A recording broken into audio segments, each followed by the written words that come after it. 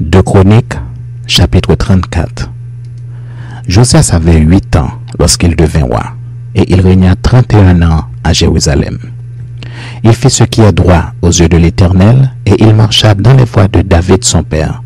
Il ne s'en détourna ni à droite, ni à gauche. La 8e année de son règne, comme il était encore jeune, il commença à rechercher le Dieu de David son père. Et la 12e année, il commença à purifier Juda et Jérusalem des relieux, des idoles, des images taillées et des images en fonte. On renversa devant lui les autels des Baals, et il abattit les statues consacrées au soleil qui étaient dessus. Il brisa les idoles, les images taillées et les images en fonte, et les réduisit en poussière. Et il répandit la poussière sur les sépulcres de ceux qui leur avaient sacrifié.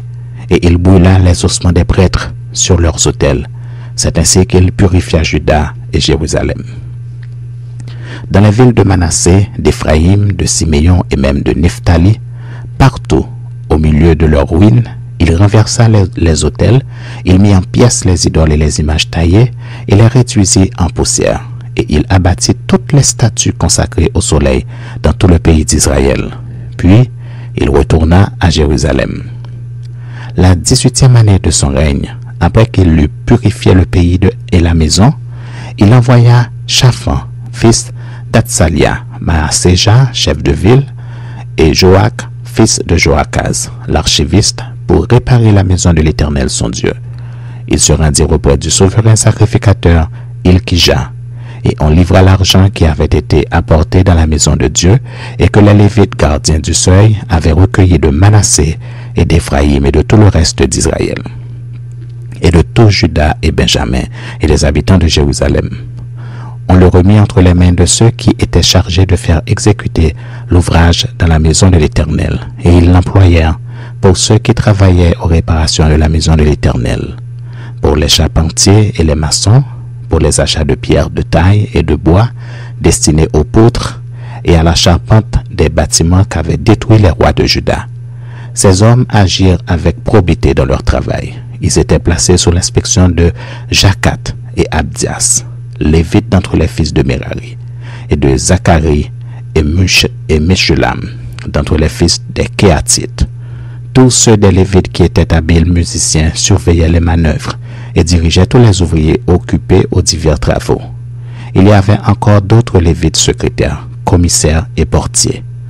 Au moment où l'on sortit l'argent qui avait été apporté dans la maison de l'Éternel, le sacrificateur Ilkija trouva le livre de la loi de l'Éternel donné par Moïse.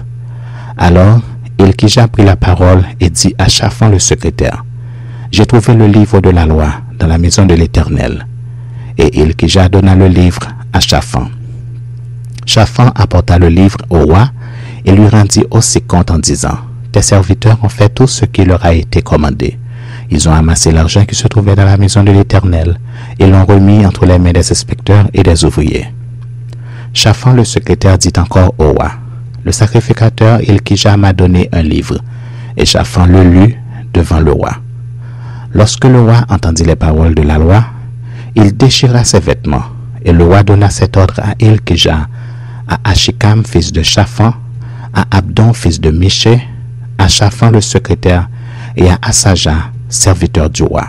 « Allez, consultez l'Éternel pour moi, et pour ceux qui restent en Israël et en Juda, au sujet des paroles de ce livre qu'on a trouvé, car grande est la colère de l'Éternel qui s'est répandue sur nous, parce que nos pères n'ont point observé la parole de l'Éternel et n'ont point mis en pratique tout ce qui est écrit dans ce livre. » Ilkija et ceux qu'avait désigné le roi allèrent auprès de la prophétesse Hulda, femme de Shallum, fils de Tokekat, fils de Asra, gardien des vêtements. Elle habitait à Jérusalem, dans l'autre quartier de la ville. Après qu'ils eurent exprimé ce qu'ils avaient à lui dire, elle leur répondit, « Ainsi parle l'Éternel, le Dieu d'Israël. Dites à l'homme qui vous a envoyé vers moi, ainsi parle l'Éternel, voici, je vais faire venir des malheurs sur ce lieu et sur ses habitants, toutes les malédictions écrites dans le livre qu'on a lu devant le roi de Juda, parce qu'ils m'ont abandonné et qu'ils ont offert des parfums à d'autres dieux, afin de m'irriter par tous les ouvrages de leurs mains. ma colère s'est répandue sur ce lieu et elle ne s'éteindra point. Mais vous direz au roi de Juda qui vous a envoyé pour consulter l'Éternel. Ainsi parle l'Éternel, le Dieu d'Israël, au sujet des paroles que tu as entendues. Parce que ton cœur a été touché, parce que tu t'es humilié devant Dieu en entendant ces paroles contre ce lieu et contre ses habitants, parce que tu t'es humilié devant moi, parce que tu as déchiré tes vêtements et que tu as pleuré devant moi. Moi aussi, j'ai entendu, dit l'Éternel. Voici, je te recueillerai auprès de tes pères. Tu seras recueilli en paix dans ton sépulcre, et tes yeux ne verront pas tous les malheurs que je ferai venir sur ce lieu et sur ses habitants. Ils rapportèrent au roi cette réponse. Le roi fit assembler tous les anciens de Juda et de Jérusalem. Puis, il monta à la maison de l'Éternel avec tous les hommes de Juda et les habitants de Jérusalem, les sacrificateurs et les Lévites et tout le peuple, depuis le plus grand jusqu'au plus petit. Il lut devant eux toutes les paroles du livre de l'Alliance qu'on avait trouvé dans la maison de l'Éternel. Le roi se tenait sur son estrade et il traita alliance devant l'Éternel, s'engageant à suivre l'Éternel et à observer ses ordonnances, ses préceptes et ses lois, de tout son cœur et de toute son âme, afin de mettre en pratique les paroles de l'Alliance écrites dans ce livre. Et il fit entrer dans l'Alliance tous ceux qui se trouvaient à Jérusalem et en Benjamin. Et les habitants de Jérusalem agirent selon l'alliance de Dieu, du Dieu de leur père.